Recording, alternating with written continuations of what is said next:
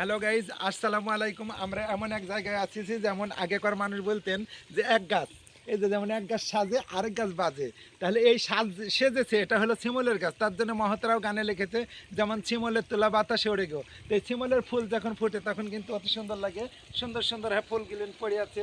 আমি আছি, এই যে সীমা আছে। তার জন্যে একদিন কবি কাজী নজরুল ইসলাম বলেছিলেন কি, যখন নদীর ধারে বসেছিলেন তখন দেখছে যে কড়র গাছের পাতা ঝুনঝুন ঝুনঝুন করে বাজছে, তখন বেজেছিল, তখন একটা কবিতা রচনা করেছিলেন। কবিতাটার নাম কি, যে শুকনো পাতার নপুর পায়ে নাচিয়া ঘূর্ণি ভাই, জল তোলেছে ঝিলমিল ঝিলমিল দেখবি যদি আই।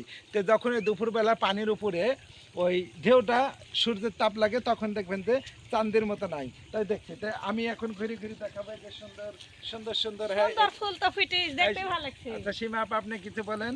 আমি ফুল খুঁড়ছি, আমি মালা গাঁথবো তাই। এই ফুলের বলে মালা গাঁথবে, মেলা রকমের ফুলেরই মালা হয়, কিন্তু এই শিমলের ফুলেরও হবে। মালা গাঁথবে। তাই একটু যাই, আমার ক্যামেরাম্যান আছেন, একটু উপর দিক দেখান যে এটা আমরা এখন ফলির বিলে আছি।